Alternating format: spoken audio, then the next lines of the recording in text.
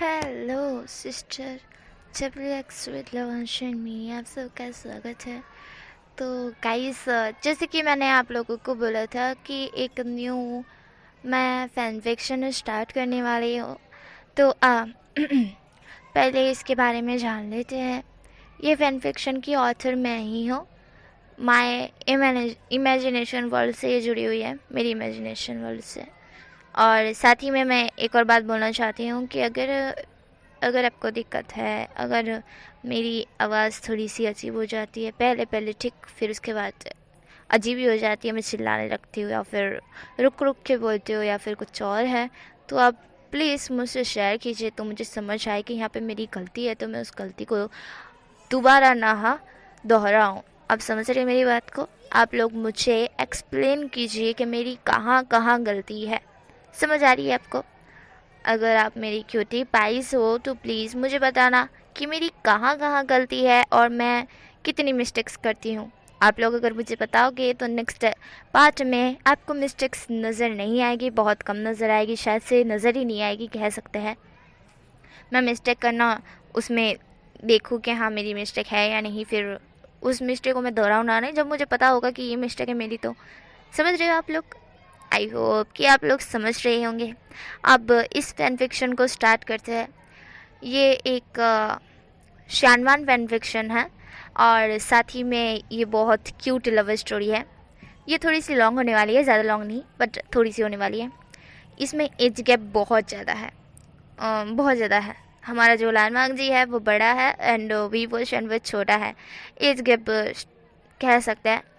वुशियन है वो रमता खेलता बच्चा, प्यारा सा क्यूट सा बच्चा है, और वांगजी है वो थोड़ा बड़ा है।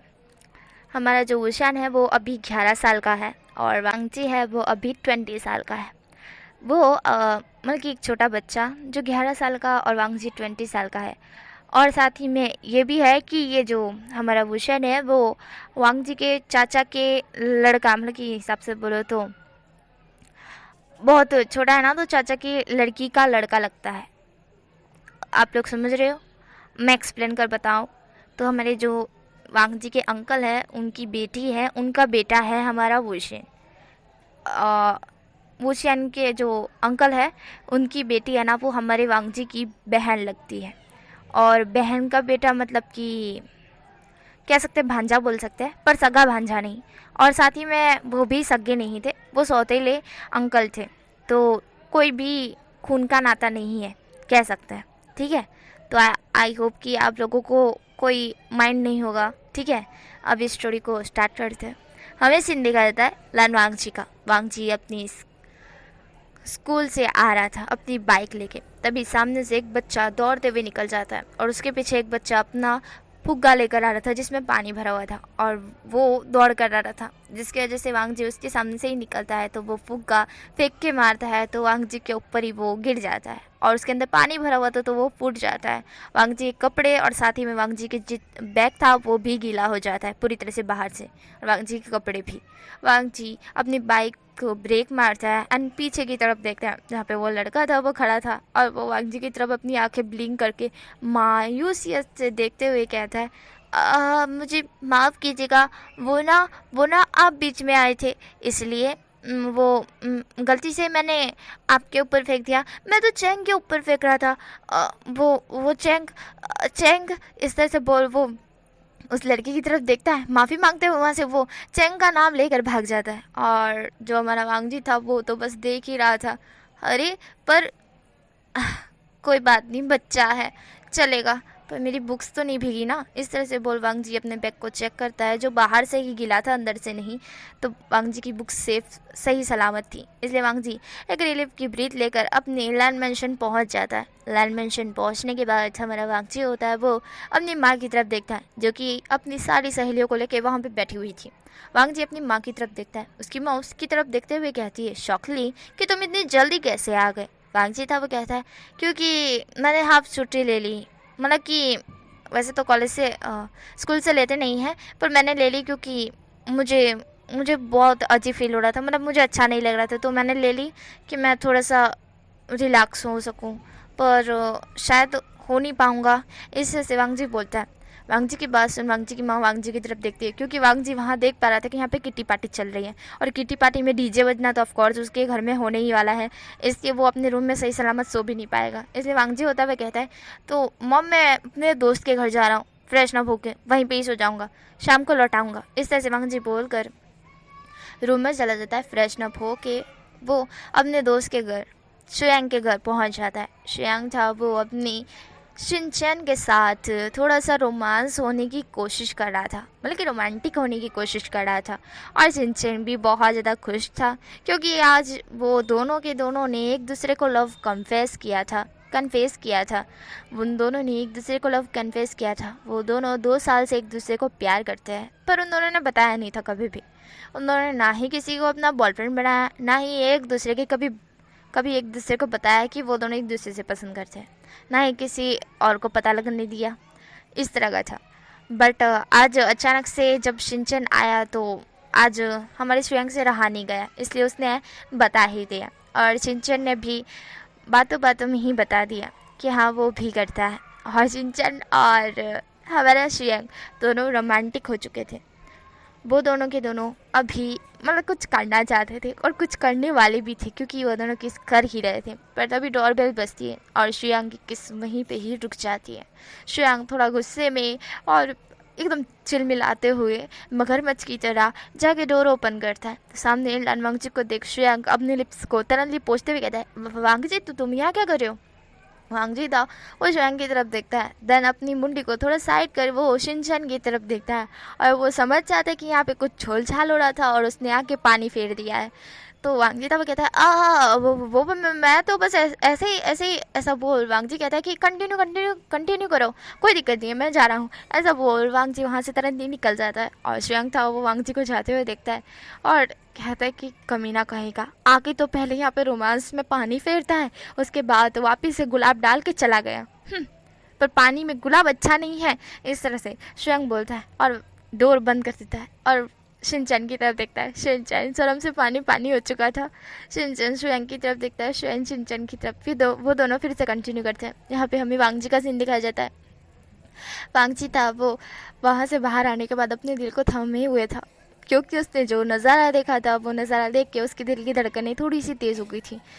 वो कैरिस ब्रीथ छोड़ने लगता है। देन छोड़ने के बाद वो एक सांस छोड़ते हुए कहता है, हाँ हद है यार, हर कोई अपनी गर्लफ्रेंड बॉयफ्रेंड के साथ इंजॉय कर रहा है। लान वांगजी तुझे भी पटाना चाहिए क्या? नहीं यार, सिंगल लाइफ इज़ बेस्ट। ऐसे लड़कियां पटाना या फिर ये सब करना ये अच्छी बात नहीं है। सही है। इस ऐसे वांगजी बोलता है और सोचता है कि आज लगता है वो सो ही नहीं पाएगा। उसकी तबीयत का तो किसी को ख्याल ही नहीं है। उसकी माँ ने भी उसे रोका नहीं कि नहीं बेटा आज किटी पार्टी नहीं करती हूँ, तुम जाओ सो जाओ। अब वो कहाँ जाए, क्योंकि उसे तो सोना है और वो कहाँ जाए उसे समझ नहीं आ रहा है। इसलिए वो ढूंढ रहा था कि उसे कोई अच्छी जगह मिले, क्योंकि उसके पास एक लौता ही उसका बेस्ट फ्रेंड शुयांगी है। उसके अलावा उसका कोई दोस्त नहीं है जिसके घर वो जाके भरोसा कर सके सो जाए। नहीं, तो किसी पे इतना ट्रस्ट नहीं करता है। कहाँ जाए वो, कहाँ जाए? अपनी डैड की कंपनी जाएगा तो वहाँ पे उसके डैड कुछ ना कुछ काम उसको दे देंगे, इसलिए वो अपनी डैड की कंपनी में भी नहीं जा सकता है। वांगजी था वो बहुत कुछ सोच रहा था कि वो कहाँ जाए, किधर जाके सोए, उसे समझ नहीं आ रहा था।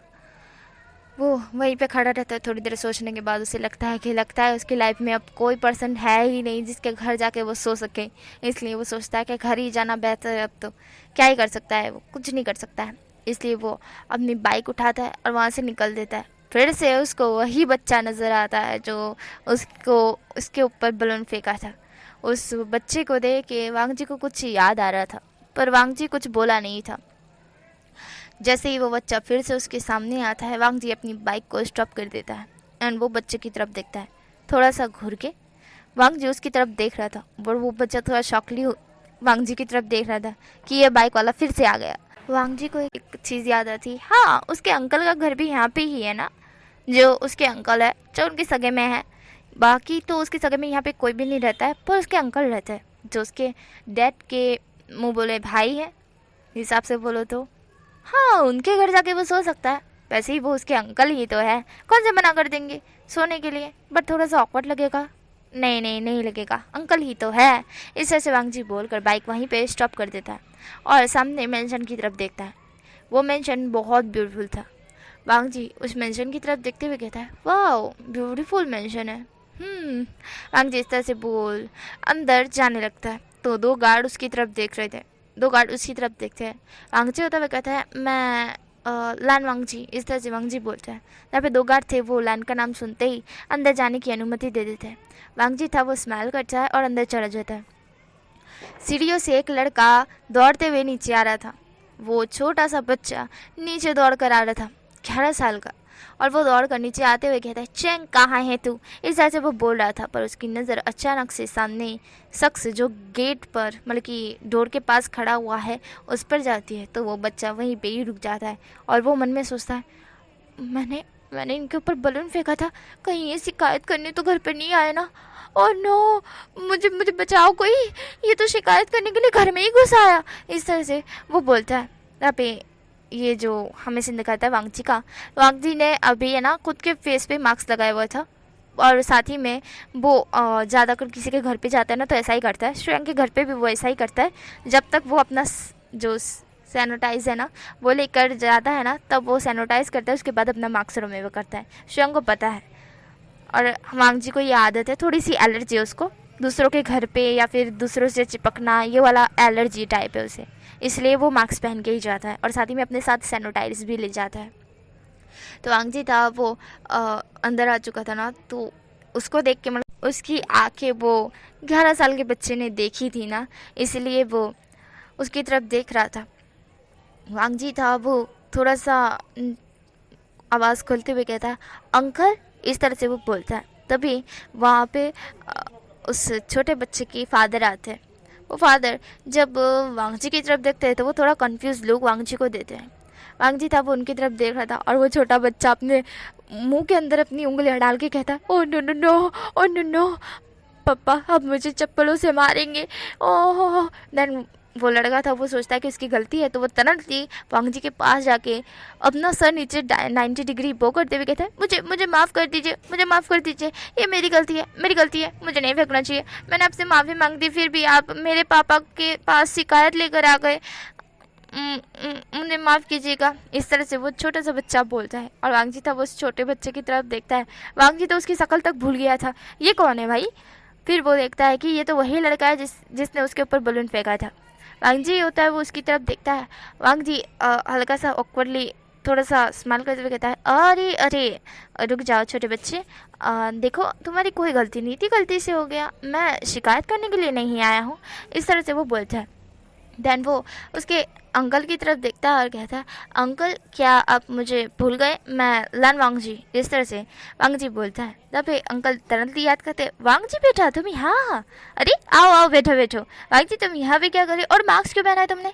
तब वांगजी था वो बोलता है कि वो थोड़ी सी एलर्जी उसे, दूसरे लोगों के नए नए घर में जाता है ना वो, तो एलर्जी होती है उसको, और चिपकना उसे मतलब कि नए इंसानों से और जो जिनने वो टच नहीं किया है ना उन्हें टच करता है ना तो थोड़ी एलर्जी टाइप हो जाता है, उसके स्किन पे रेड रेड निशान आ जाते हैं। इस तरह से वांगजी बोलता है। ये सुनते ही वो जो उसके अंकल थे वो कहते हैं, ओहो अच्छा अच्छा, बैठो ना वांगजी। देन उसके बाद वांगजी और वो काउच पे बैठते हैं और जो लड़का था 11 साल का वो तो थोड़ा शॉक में ही था, क्या अंकल? और ये जानते हैं इनका नाम लान वांगजी है? इस तरह से वो छोटा सा लड़का बोलता है और कहता है, तो मतलब ये मेरी शिकायत करने के लिए नहीं आए थे? ओह तू तो बच गया।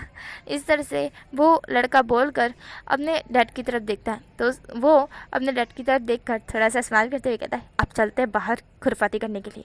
इस तरह से वो लड़का बोलकर बाहर की तरफ भागने लगता है। तभी जोर से चिल्लाते हुए वो अंकल बोलते हैं, वो शियान हरकतें सीधी कर लो तुम्हारी। इस तरह से वो बोलते हैं। तो वो छोटा बच्चा और कोई नहीं, हमारा वुशियन नहीं है। वुशियन जो कि अपनी पपी आइज से अपने डैड की तरफ देखते हुए बोलता है, डैड मैं तो सिर्फ खेलने के लिए जा रहा था ना। इस तरह से वुशियन थोड़ा सा मासूमियत से बोलता है। उसके डैड थे वो उसकी तरफ देखते हुए बोलते हैं, अच्छा खेलने के लिए जा रहे थे और लेसन कौन करेगा? हाँ बताओ, स्कूल से लेसन मिला ना तुमको? किए तुमने कंप्लीट? तभी भूषण था वो बोलता है कर लूँगा ना शाम को, इससे से भूषण बोलता है। तभी उसके डैड थे वो कहते हैं नहीं अभी करो, इसे सीखो। लालवांग जी हर एक लेसन कंप्लीट करता है, साथ ही में पढ़ाई में भी इतना अच्छा आगे है, तुम्हें भी इसकी तरह ही बनना है। भूषण तब वाघ जी की तरफ देखता है। भूषण फिर अपने डैड की तरफ देखता है और बोलता है डैड छोटे बच्चे होते तो आप उनकी भरपाई मेरे से करते तो कोई बात नहीं होता, ये तो बड़े इंसान हैं, आप इनकी भरपाई मुझसे क्यों कर रहे हैं। इस तरह से भूषण बोलता है। तभी हमारे जो फेंगम्यान थे वो भूषण की तरफ देखते हैं और बोलता है तुम बहुत ज़्यादा बोलने लगे हो, यू कहाँ हो तुम, इसको लेके जाओ। इस तरह से हमारे फेंगम्यान बोलते हैं। तभी वहाँ पे मैडम भी आती और वो कहती कि क्या हुआ है जी, आप इतना क्यों चिल्ला रहे हो। और वो फिर वांग जी की तरफ देखते हुए बोलती है कि ये कौन है। तभी फेंगम्यान होते हुए कहते हैं ये लानवांग जी है, लानी का बेटा। इस तरह से फेंगम्यान बोलते हैं। मैडम ये होते हुए कहती लानी का बेटा, अच्छा यहाँ क्या कर रहे हो बेटा, अरे रे इतने दिनों बाद आए हो, बोला तो चाहिए था कि तुम आ रहे हो। अरे सर्वेंद्र तुमने चाय नहीं बनाई अभी तक, जाओ कुछ ठंडा लेकर आओ, मेहमान आए घर पे। इस तरह से मैडम ही बोलती तो सर्वेंट चल जाती किचन में। हमारा जो विशांत था वो इस चीज़ का फ़ायदा उठा के तुरंत ही भाग जाता है वहाँ से, वो वहाँ से तुरंत ही निकल जाता है और हमारा जो वांगजी था उसको भागते हुए देखता है। वांगजी बचपन में ऐसा ही नटखट हरकतें करता था तो उसे अपनी बचपन की याद आ जाती है और वो हंसते हुए बोलता है कि बहुत क्यूट बच्चा है।